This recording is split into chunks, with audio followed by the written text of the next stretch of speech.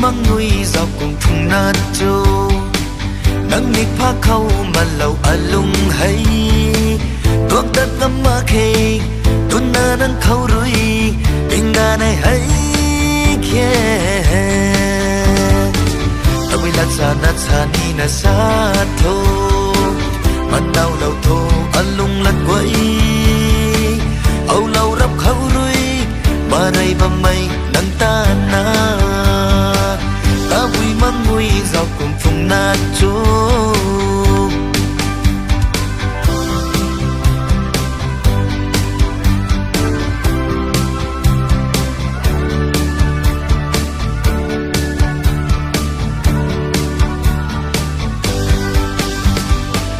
tuần na nắng ta na ninh rậm mây nắng ta na ninh mây hầm na mai mây ta lung khâu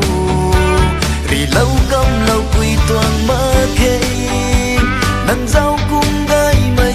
lung khâu bún thăng ri lâu bấm mê tình phục gan xuống nơ ta hàm ni hàm tăng ngâm mà cần điêu nắng ta tình ngàn mây vai quay rui đã vì mang mùi dọc cùng phùng na trô nắng nghịch phá khâu mà lâu lung hay tuộc đất ngắm mà khê tuần na nắng khâu rui tình ga này hay yeah